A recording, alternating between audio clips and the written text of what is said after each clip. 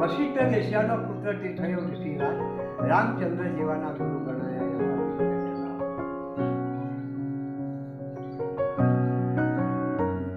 10મો ભાગ છે વ્યાસજી માખણના પેટનો વગાડ જે આવું કલમ પણ બની ગયું એના હાથે પુરાણો લખાય. પ્રભુ ભક્તિ કરતા માણસને પણ મોટું મળે. સજ્જનો કસાય સુપર ભક્ત રોહિદાસ ચમાડ જુઓ એવા લોકો ગુરુ બની આજે મીણાબાઈના ગુરુ ગણાયા. ભક્તિથી કેવો કોઈ ઉપાયમાં તમે જુઓ. મુસલમાન જોડાયા હતા સંત કબીર, એના ઘરનું ખાધું પીધું તો એ થયા બળવી. ત્યારે એમ ગણવા જાય તો ભક્તિથી કેવું એને પદ મળ્યું કે એના જેવો કોઈ સંત નથી. કબીર અતિશય મહાન સંત થઈ ગયા.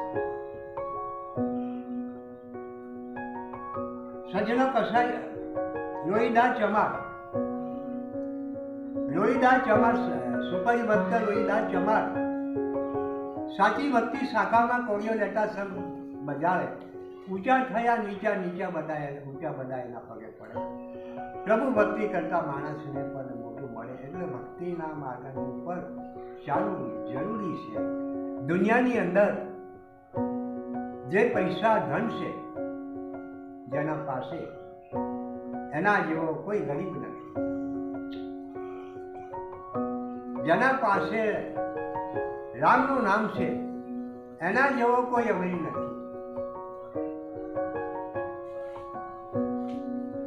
પૈસા ધન તો જોવાના છે, પાછળથી પછતાવાના છે અને કાંઠે જઈને મળવાના છે. પર ઉપકાર વિના માણસનું જીવન પશુ સમાન છે.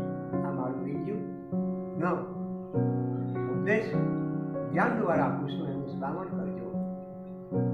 શરીર તો કપડાથી શોભે છે, શરીર કપડાથી શોભે છે, આત્મા કપડાથી શોભતો નથી. આત્મા તો ભાવ, ભક્તિ, સમરણ, કીર્તન, ધ્યાન, નામ, ધામ, પુણ્ય, દાન, એનાથી આત્મા શોભે. જ્યારે શરીર પડવા જાય તો કપડા વિના કેટલું કંગાલ લાગે છે, તો આત્માને સત્કર્મ વિના આત્મા કંગાલ લાગે છે. આત્મા શોભે સત્કાર્યથી, શરીર શોભે કપડાથી. જો જીવનની અંદર જો કંઈ કરવું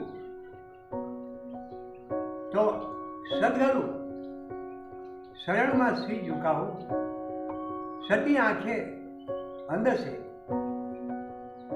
સતી આંખે અટવાટા છે. ત્યારે સદગરુ શરણની રજ અંજનમાં આજે તો ઉપર નીચેનું બધું એ જોઈ શકે.